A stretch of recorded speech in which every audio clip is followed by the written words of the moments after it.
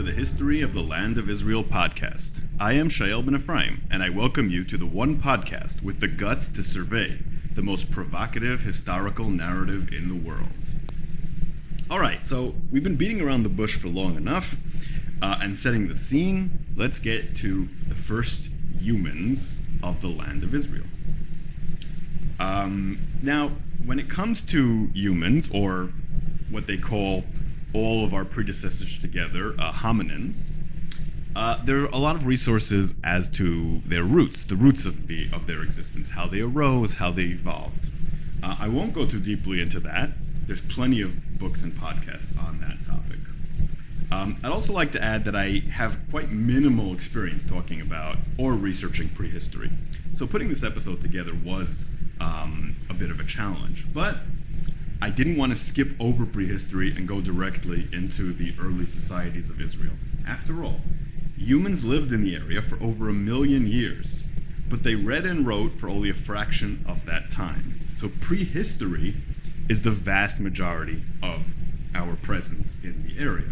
That's reason enough to pay it some attention. It's also fair to say that some of the patterns of regional society were set in those prehistoric days and have later implications. When we talk about examining prehistoric times and cultures, it's important to remember our limitations.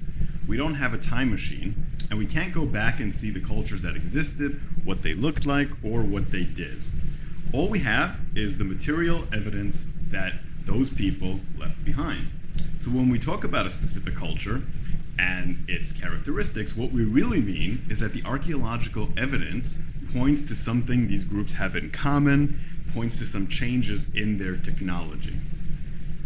To remind ourselves of the limitations that archaeology has, members of that profession like to say pots don't equal people, as in just because pots have something in common doesn't mean all the people who use them had something in common, and vice versa. So we're using the evidence the best we can. It's very limited.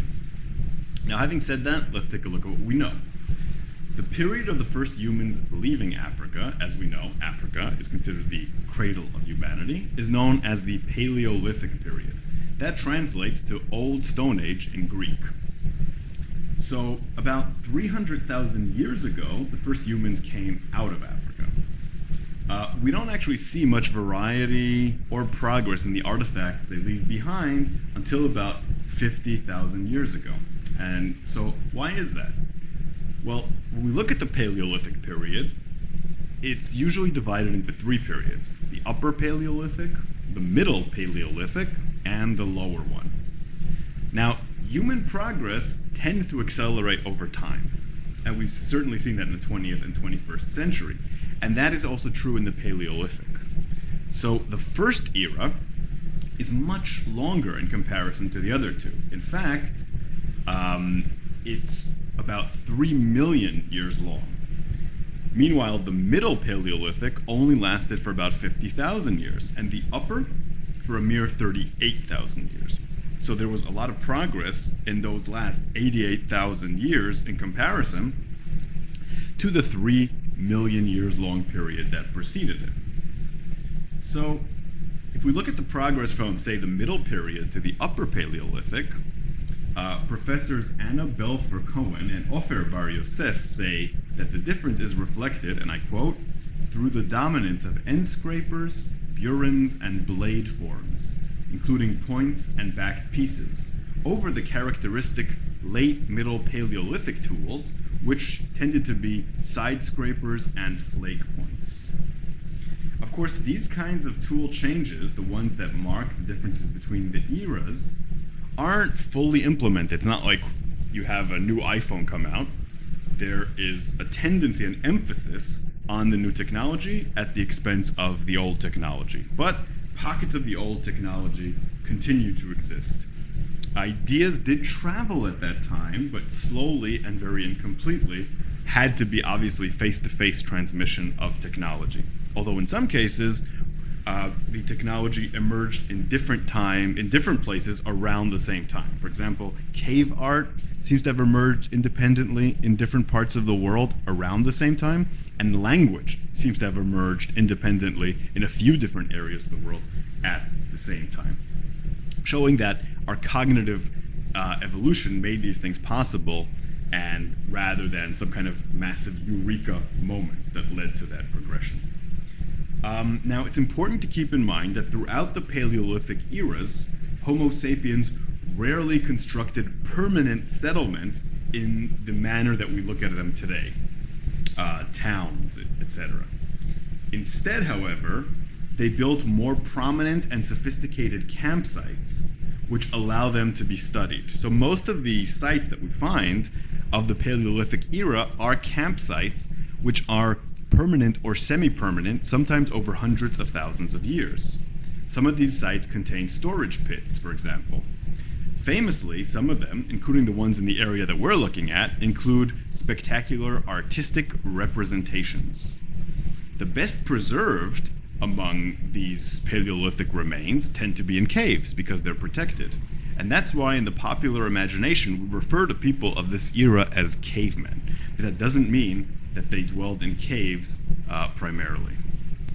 Now, let's talk about the first hominin residents of the land of Israel. Hominins are the family of human predecessors.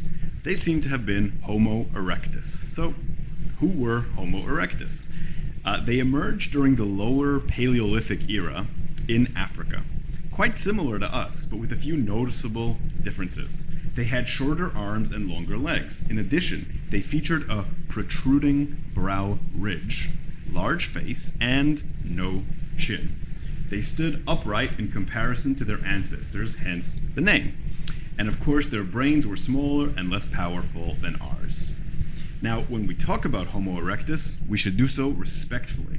They existed for 1.5 million years, far more than the mere 400,000 years Homo sapiens have been around. So it appears that Homo erectus was the first to reach Israel, at least as far as we know. The exact date that they left Africa is highly disputed, but let's say it was about 1.8 million years ago.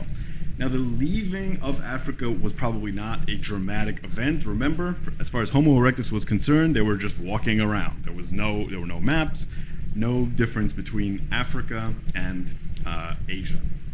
So probably Homo erectus was wandering back and forth as it was going about their attempts to feed themselves, find new habitats, etc. Still, eventually they spread out of Africa not just to gain foodstuff, but also to create new bases and spread out all around the world. So how do you get out of Africa?